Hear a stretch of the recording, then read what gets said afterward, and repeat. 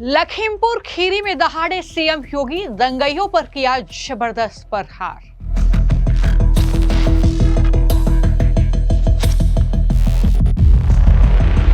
भरे मंच से सीएम योगी ने बदला लखीमपुर के मुस्तफाबाद का नाम। हमने कहा भाई अब ये नाम बदलना चाहिए, मुस्तफाबाद में कबीर धाम इसका नाम रखो। सीएम योगी बोले 2014 से पहले केवल कब्रिस्तान के लिए होता था धन आवंटित, लेकिन इससे पहले पैसा कहां जाता था? कब्रिस्तान की बाउंड्री में जाता था। उत्तर प्रदेश के मुख्यमंत्री योगी आदित्यनाथ लखीमपुर खीरी पहुंचे, जहां उन्होंने एक जनसभा को संबोधित करते हुए भरे मंच से ही एक जगह का नाम बदल दिया। जी हां, सीएम योगी ने लखीमपुर खीरी के मुस्तफाबाद का नाम बदलकर कबीर धाम करने का ऐलान कर दिया। लखीमपुर खीरी में सीएम योगी ने यह कहा कि 2014 के बाद हर धर्म के विकास के लिए धन आवंटित होता है, लेकिन 2014 से पहले केवल कब्रिस्तान के लिए ही धन आवंटित होता था।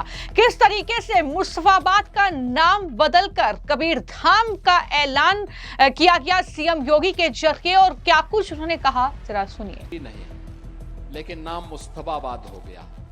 हमने कहा भाई अब ये नाम बदलना चाहिए, मुस्तफाबाद में कबीर धाम इसका नाम रख दो।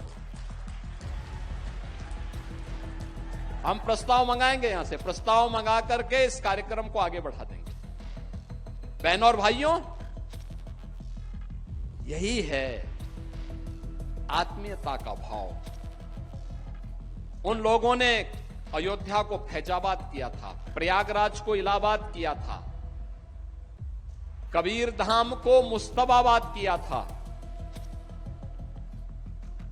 और ये हमारी सरकार है, फैजाबाद को अयोध्या बना रही है, इलाहाबाद को प्रयागराज बना रही है, और मुस्तफाबाद को फिर से कबीर धाम स्थल बना करके उस गौरव की पुनर्स्थापना के कार्यक्रम के साथ आपको जोड़ रही है। तो एक तरफ उन्होंने मुस्तफाबाद का नाम बदलकर कबीर धाम कर दिया भरे मंच से, और वहीं पर सीएम योगी ने जबरदस्त प्रहार उन लोगों पर भी किया, उन राजनीतिक दलों पर भी किया जो कि आस्था पर प्रहार कर रहे हैं, जो सनातन पर हमले बोल रहे हैं, जो भारतीय को कहीं ना कहीं एक तरीके से जलील कर रहे हैं या देश को नुकसान पहुंचा रहे हैं। उन तमाम लोगों पर सीएम योगी ने जबरदस्त हमला बोला। उन्होंने कहा कि देश की पहचान नहीं थी, कहां जा रहा है देश किसी को कुछ नहीं मालूम था, देश वैश्विक पहचान खो चुका था, लेकिन 2014 में नरेंद्र मोदी प्रधानमंत्री बने और देश को अपनी पहचान मिली।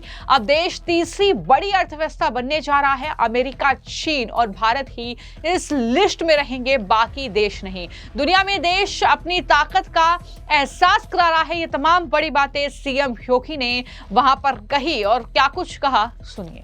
जहां पे 50 करोड़ लोग आयुष्मान भारत की 5 लाख रुपए की स्वास्थ्य की सुविधा प्राप्त कर रही है, यह कार्य 2014 के पहले भी हो सकता था, लेकिन नहीं, क्योंकि लोगों के मन में यह भाव नहीं था।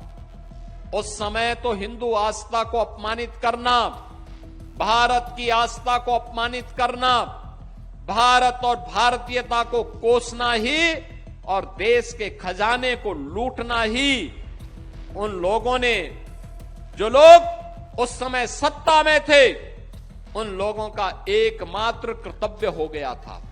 मोदी जी आए, भारत में समृद्धि भी आई, गरीब कल्याणकारी योजनाओं के माध्यम से हर गरीब के लिए, हर गांव के लिए, हर किसान के लिए, हर नौजवान के लिए, हर महिला के लिए योजनाओं का अंबार भी आया। आज नया भारत दुनिया के अंदर अपनी ताकत का एहसास करा रहा है, और ये तब होता है जब मन में राष्ट्रीयता का भाव हो, राष्ट्र सर्वोपरि का भाव हो। ये तभी होता है, और यही तो प्रेरणा है हमारे पूज्य संतों की। भारत की ऋषि परंपरा की यही प्रेरणा है। माता भूमि पुत्रो हम पृथिव्या, ये धरती हमारी माता है, हम सब इसके पुत्र हैं। यही भाव जब हर व्यक्ति के मन में आता है, तब यह परिणाम सामने आता है। नहीं तो इससे पहले लोग कहते थे कि राम तो हुए ही नहीं, कृष्ण हुए ही नहीं। अयोध्या के बारे में, अयोध्या धाम के बारे में किस किस प्रकार की टिप्पणी होती थी। आप याद करिए, आज हमारी सरकार है, उत्तर प्रदेश में डबल इंजन की सरकार है। हमने कहा भी हर धर्म स्थल का सुंदरीकरण होना चाहिए, वहां पे जनता को सुविधा मिलनी चाहिए, यात्री विश्रामालय बनने चाहिए, रेन बसेरे बनने चाहिए, और हर प्रमुख स्थलों का हम पुनरुद्धार और सुंदरीकरण के बड़े कार्यक्रम को पर्यटन और संस्कृति विभाग के माध्यम से आगे बढ़ाने का काम कर रहे हैं। क्या काशी, क्या अयोध्या, क्या कुशीनगर, क्या नैमिषारण्य, क्या सुखतीर्थ, क्या मथुरा, वृंदावन, बरसाना, गोकुल, बलदेव, गोवर्धन, इन सभी स्थलों के साथ साथ हम लोगों ने हर एक उस स्थल के लिए जहां पे आम जनमानस की आस्था है, वहां पर धनराशि उपलब्ध करवाने का काम किया है। हम लोग बाराबंकी में, महादेवा में भी कार्य कर रहे हैं। लेकिन इससे पहले पैसा कहां जाता था? कब्रिस्तान की बाउंड्री में जाता था। आप सोचो ना, मैं जब यहां पर आया तो मैंने इस गांव के बारे में पूछा, मुझे बताया गया गांव का नाम है मुस्तफाबाद। मैंने कहा कितनी मुस्लिम आबादी रहती है यहाँ पे? कहा एक। तो सीएम योगी के जरिए न सिर्फ लखीमपुर खीरी का जिक्र किया गया, कितना विकास वहां पर हुआ है, किस तरीके से 4 लेन 6 लेन जो सड़कें हैं वो वहां पर बनी हैं, हाईवे बने हैं, इन तमाम बातों का जिक्र करते हुए उन्होंने साफ तौर पर ये याद दिलाया कि किस तरीके से 2014 से पहले की जो सरकार थी वो कहीं ना कहीं लोगों को किस तरीके से परेशान कर रही थी, लेकिन उसके बाद कितना विकास हुआ है। ये तमाम बातें गिनाते हुए आयुष्मान योजना का जिक्र भी सीएम योगी ने किया और कहा कि आयुष्मान योजना का लाभ देश के 50 करोड़ लोग उठा रहे हैं। रसोई गैस, शौचालय, गल्ला आदि सरकारी योजनाओं का पिटारा खोल दिया गया है। सीएम योगी ने यह भी ऐलान किया कि टूरिज्म को बढ़ाने के लिए एयर कनेक्टिविटी बढ़ाई जाएगी। क्या कहा आयुष्मान योजना पर सीएम योगी ने, सुनिए। आज जब हम यहां पर कबीर धाम आश्रम से के संस्थापक पूज्य संतों की स्मृति प्रकटोत्सव कार्यक्रम के साथ जुड़े हुए हैं, उन स्थितियों में हम सबका दायित्व बनता है। आज हमारा भारत विकास की जिन नई बुलंदियों को छूता हुआ दिखाई दे रहा है, एक नया भारत है।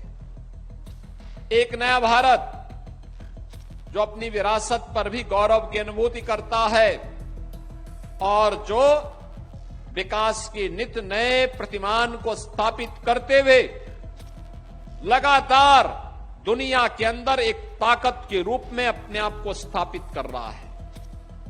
आप अनुमान करिए ना, आज से 10 वर्ष पहले, 8 वर्ष पहले कोई कल्पना करता था कि अयोध्या धाम में श्री राम जन्मभूमि पर भगवान राम का मंदिर बन पाएगा? जब राम भक्त इसके लिए आवाज उठाते थे तो लोग बोलते थे कि सपना ही बना रहेगा। राम भक्त कहता था कि नहीं, हमें कितना भी संघर्ष करना पड़ेगा, हम करेंगे। 500 वर्षों से संघर्ष है, आगे भी संघर्ष करेंगे, लेकिन हम अपने मुद्दे से भटकेंगे नहीं। याद करिए, जब एकजुटता होती है ना, असंभव भी संभव हो जाता है। आज आप अयोध्या धाम में जाएंगे, भगवान राम का भव्य मंदिर का निर्माण हो चुका है। जो अयोध्या वीरान थी, आज फिर से वहां रौनक आ गई है। यानी अयोध्या धाम में गत वर्ष 6 करोड़ से अधिक श्रद्धालु दर्शन करने के लिए आया था। 6 करोड़ से अधिक श्रद्धालु अकेले अयोध्या धाम में। जिस अयोध्या में बामुश्किल कुछ लाख श्रद्धालु आ पाते थे, आज गत वर्ष 6 करोड़ श्रद्धालु आए थे। और इस वर्ष पे संख्या और भी बढ़ेगी, क्योंकि प्रयागराज महाकुंभ के कारण 13 जनवरी से लेकर के और 27-28 फरवरी तक हम लोगों ने देखा कि प्रतिदिन 10 लाख श्रद्धालु अकेले अयोध्या धाम में आता था दर्शन करने के लिए। बहनों और भाइयों, ये बातें इस बात को दिखाती हैं कि हम जब भी प्रयास करेंगे उसके परिणाम आएंगे। यानी कोई भी व्यक्ति जो इन धार्मिक स्थलों में जा रहा है, श्रद्धा भाव के साथ जा रहा है, निष्काम भाव के साथ जा रहा है, वह सही मार्ग पर ही जाएगा, सही दिशा में ही जाएगा, भटकेगा नहीं। किसी विदेशी ताकत के द्वारा उसको खरीद फरोख्त नहीं किया जा सकता, उसको समाज की मुख्य धारा से कोई भटका नहीं सकता है। और इसीलिए समाज की आस्था पर प्रहार करने के लिए समाज विरोधी तत्वों के द्वारा लगातार आज भी प्रयास हो रहे हैं, लगातार प्रयास हो रहे हैं। एक बांटने की साजिश, जाति आधार पर समाज को विभाजित करने की साजिश, लगातार प्रहार हो रहे हैं। और दूसरी ओर आस्था पर प्रहार। आप देख रहे होंगे लगातार कुछ न कुछ ऐसी टिप्पणी जो भारत की सनातन आस्था को आहत करती हो, भारत और भारतीयता को अपमानित करती हो। इस प्रकार की साजिशें लगातार हो रही हैं। लेकिन हम सबको चाहिए कि सबसे पहले अपनी कमियों को हम दूर करें। बीमारी अगर कहीं पे है, समय रहते उसका उपचार होना चाहिए। ये बीमारी इससे पहले कैंसर बने और असाध्य हो, हमें उसको पहले स्टेज में ही पूरी तरह रोकना चाहिए, उसका उपचार करना चाहिए।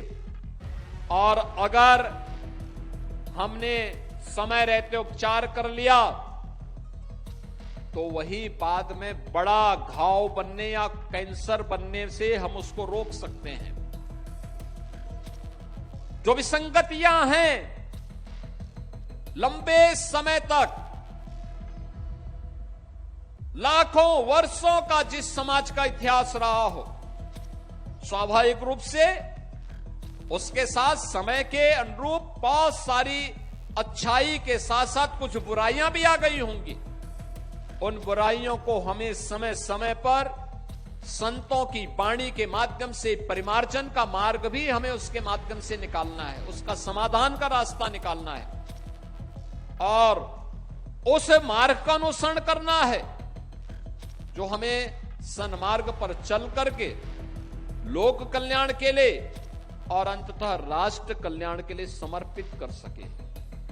अभी यहां पे असंग देव जी महाराज जब बोल रहे थे तो उन्होंने कुछ बातें कही, तो कुछ इस तरीके का भाषण जो है वो मुख्यमंत्री योगी आदित्यनाथ का रहा। और इसी दौरान उन्होंने, जैसा कि मैंने कहा, कि दंगइयों पर भी जमकर प्रहार किया, उन राजनीतिक दलों पर भी निशाना साधा जो कि भगवान राम या भगवान कृष्ण के अस्तित्व पर सवाल उठाते हैं। उन्होंने कहा कि समाज की आस्था पर प्रहार करने की कोशिश की जा रही है, जाति आधार पर समाज को बांटने की साजिश चल रही है, आस्था पर प्रहार हो रहा है। भारत की सनातन आस्था पर टिप्पणियां ये ऐसी बीमारी है जिनका समय से इलाज जरूरी है और अगर इलाज नहीं किया तो उससे कैंसर बनने का खतरा है, उसे कैंसर बनने से रोका जा सकता है अगर समय से इलाज हुआ।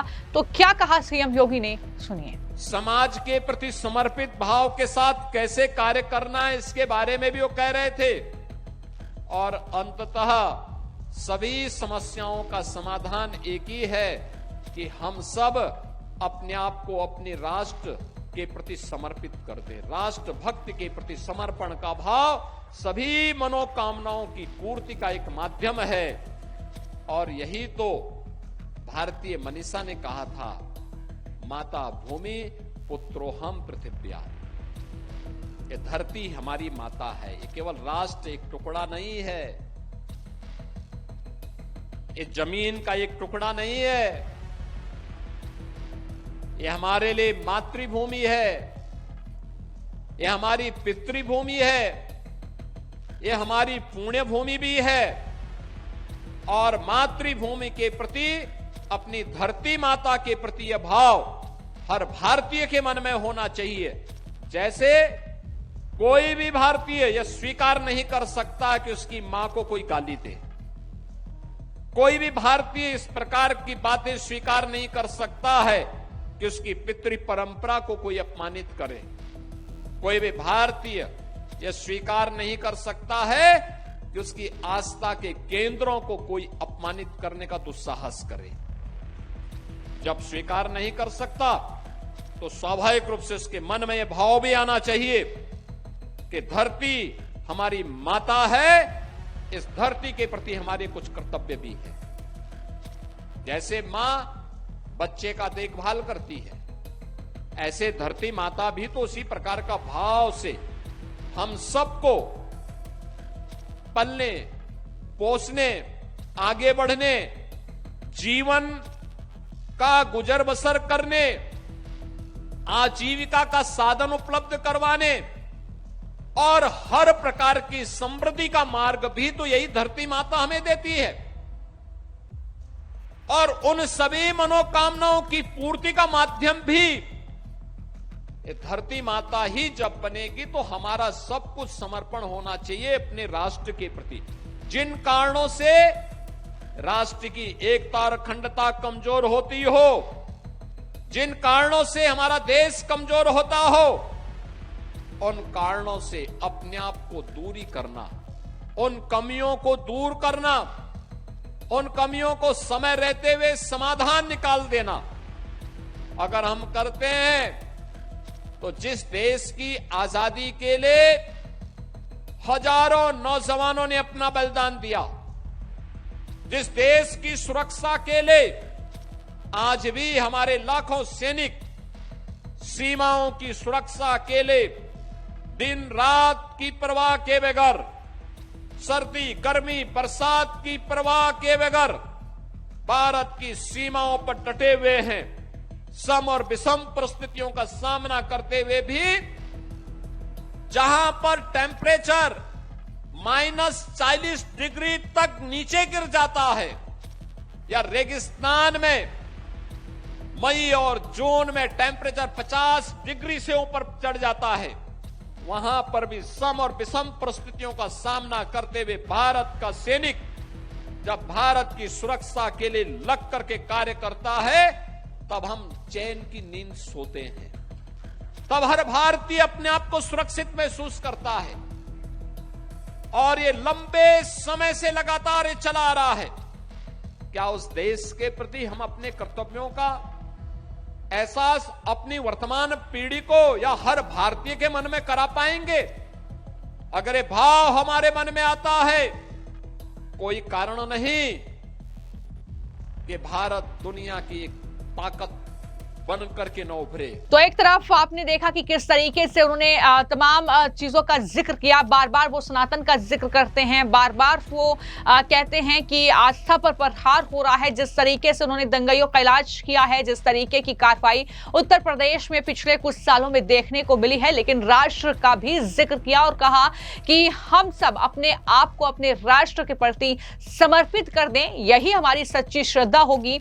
क्या कहा सीएम योगी ने, राष्ट्र को लेकर लोगों से क्या अपील की है, सुनिए।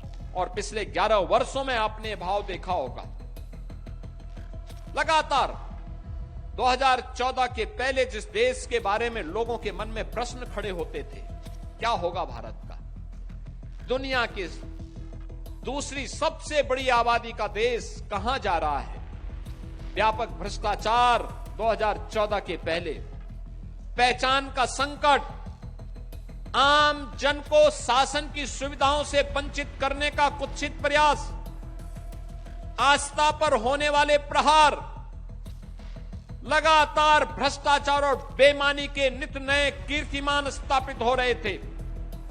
2014 में सौभाग्य से भारत माता के एक सपूत को देश का नेतृत्व मिला और नरेंद्र मोदी जी के नाम पर जब वह भारत माता का सपूत भारत के प्रधानमंत्री के रूप में भारत की सत्ता का संचालन करने लग गया, देखते ही देखते भारत की तकदीर भी और भारत की तस्वीर भी बदलती हुई नजर आई है। आज आप देखते होंगे भारत के बारे में अब कोई प्रश्न खड़ा नहीं करता है। भारत के सामने पहचान का संकट नहीं है। भारत आज दुनिया की चौथी बड़ी अर्थव्यवस्था बन गया है और अगले कुछ महीनों के अंदर भारत दुनिया की तीसरी बड़ी अर्थव्यवस्था बनने जा रहा है। यानी भारत से बड़ा इसके बाद केवल 2 देश रहेंगे अर्थव्यवस्था में, एक अमेरिका, दूसरा चीन। बाकी सब पिछड़ते जा रहे हैं, भारत से पीछे होते जा रहे हैं। तो कुल मिलाकर इस पूरी जनसभा में सीएम योगी ने कई अहम बातें कही और उन्होंने ये खास तौर पर इस बात का जिक्र किया 2014 से पहले जिस देश के बारे में लोगों के मन में संकट खड़े होते थे, क्या होगा, भारत का दुनिया की दूसरी सबसे बड़ी आबादी का देश कहां जा रहा है, ये तमाम बातें जो हैं वो कहीं ना कहीं उठती थी। 2014 से पहले भ्रष्टाचार ही एक पहचान थी और आस्था पर प्रहार ही एक पहचान थी, लेकिन जिस तरीके से पीएम मोदी ने मोर्चा संभाला, जाहिर तौर पर भारत की तस्वीर और तकदीर बदल गई। इन बातों का जिक्र करना भी सीएम योगी नहीं भूले। इस पूरे मामले को लेकर आपकी क्या राय है, हमें कमेंट बॉक्स में जरूर लिखिए। धन्यवाद।